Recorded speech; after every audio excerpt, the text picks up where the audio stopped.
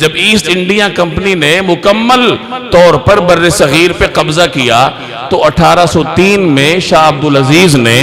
ایک فتویٰ جاری کیا جس میں انہوں نے ہندوستان کو دارالحرب قرار دیا۔ دارالحرب ایک فقہی اصطلاح ہے، آپ اس کو وار زون سمجھ لیں کہ یہ اب مسلمانوں کے لیے دارالحرب ہے اور یہاں کے رہنے والے مسلمانوں کے اوپر جہاد فرض ہے۔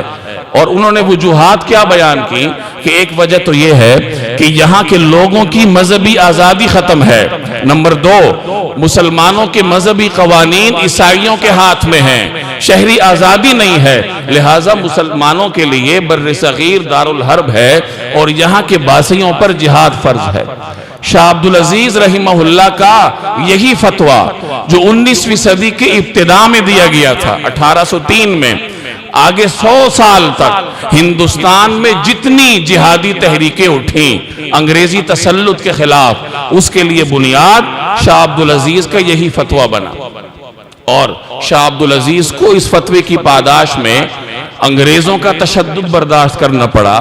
ان کے جسم پہ انگریزوں نے چھپکلی کا کوئی محلول مل دیا جس کی وجہ سے ان کے بدن پر برس کی بیماری نمودار ہوئی، انہیں قید و بند کی صعوبتیں برداشت کرنی پڑی، یہاں تک کہ اذیتیں برداشت کر کر کے ان کی بینائی چلی گئی، لیکن اپنے فتوے سے واپس نہیں مڑے اور نہ ہی انگریزوں کے خلاف جد و جہد سے باز آئے۔ شاہ عبدالعزیز کے بعد ان کے جانشین تھے شاہ اسحاق۔ شاہ اسحاق رحمہ اللہ کے زمانے میں باقاعدہ طور پر انگریزوں کے خلاف جنگ آزادی شروع ہوئی۔ سید احمد بریلوی شہید رحمہ اللہ کا نام آپ نے سنا ہوگا، ان کے ہاتھ پر شاہ ولی اللہ کے خانوادے کے اہم رکن شاہ اسماعیل نے بیعت کی۔ ہندوستان کے ایک اور معروف عالم تھے مولانا عبدالحی رحمہ اللہ، انہوں نے ان کے ہاتھ پر بیعت کی اور ان دونوں سرکردہ مذہبی شخصیات کی موجودگی میں سید احمد شہید رحمہ اللہ نے انگریز کے خلاف عملی جد و جہد اور جہاد کا آغاز کیا اور اپنا مستقر یہ سرحد کے جو سرحدی علاقے ہیں یہاں اپنا مستقر بنایا۔ طویل قصہ ہے، مختصر یہ کہ جد و جہد کرتے کرتے انہوں نے پشاور پہ قبضہ کیا اور یہاں کی جو سکھ حکومت تھی اس سے یہ سارے علاقے چھین لیے اور 6 ماہ تک سید احمد شہید رحمہ اللہ نے اس پورے خطے پر امیر المومنین کی حیثیت سے حکومت کی۔ یہاں مسلمانوں کے لیے بیت المال قائم ہوا، حدود اور تعزیرات کا نفاذ ہوا، اسلامی قوانین کا نفاذ ہوا،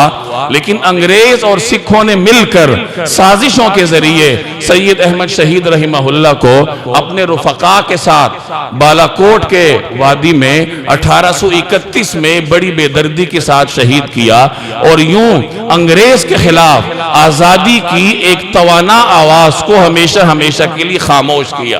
سید احمد تو شہید ہوئے لیکن ان کے تربیت یافتہ افراد نے آزادی کا علم اور پرچم پھر بھی بلند کیے رکھا۔ 1857 میں مختلف مذہبی زعماء نے مل کر ایک جامعہ منصوبہ بنایا۔ چنانچہ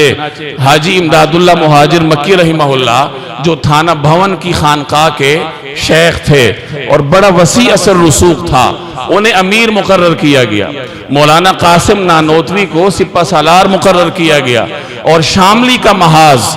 یہ انگریز کے خلاف گرم ہوا۔ ادھر دلی میں شہنشاہ جو آخری مغل شہنشاہ تھا بہادر شاہ ظفر، اس کی نگرانی میں انگریز کے خلاف بغاوت شروع ہوئی۔ تحریک آزادی کو کچلنے کے بعد انگریز نے جس ظالمانہ طریقے سے علماء کرام کو نیست و نابود کیا، مذہبی طبقے کو ختم کیا، بر صغیر کے مسلمانوں پر ظلم کیا، شاید ہی تاریخ کے اوراق میں اس کی کوئی نظیر ملتی ہو۔ چنانچہ مورخین کہتے ہیں کہ بہت سارے آزادی کے کارکنوں کو دریاؤں میں غرق کیا گیا، سور کی کھال میں ان کو زندہ سی کر آگ کے سپرد کر دیا گیا، توپوں کے دہانوں کے آگے باندھ کر ان کو اڑایا گیا۔ اس طریقے سے ایسے مظالم انگریز نے مسلمانوں پر ڈھائے کہ شاید ہی تاریخ میں اس کی کوئی نظیر ملتی ہو۔ یہ جو آپ کو انگریز کا ایک روپ نظر آتا ہے کہ وہ بظاہر تہذیب کی طرف بلاتا ہے، تو اس کی ظاہری تہذیب کے پیچھے اس کا یہ خون آشام چہرہ ہے کہ وہ اس طریقے سے مسلمانوں پر ظلم کر چکا ہے۔ تو اب جب مسلمان جنگ کے میدان میں مکمل طور پر ناکام ہوئے تو علماء کرام نے مسلمانوں کی مذہبی تربیت کا فریضہ اور ذمہ داری انجام دی۔ یاد رکھیے 1857 کے بعد اگر علماء کرام بر صغیر میں مسلمانوں کی مذہبی ورثے کو محفوظ نہ رکھتے تو ہندوستان کی صورتحال بھی اسپین والی ہوتی۔ اسپین پر بھی فرنگیوں نے قبضہ کیا، عیسائیوں نے، اور وہاں مسلمانوں کو دین چھوڑنے پر مجبور کیا، ان کے دینی ورثے کو تباہ و برباد کیا، لیکن بر صغیر کے مقامی علماء کرام کی جد و جہد کی وجہ سے عیسائی اپنی تاریخ یہاں نہ دہرا سکے، مسلمانوں سے اپنا علمی ورثہ نہ چھین سکے، ان سے نظریہ نہ چھین سکے، ان سے عقیدہ نہ چھین سکے، اور یہی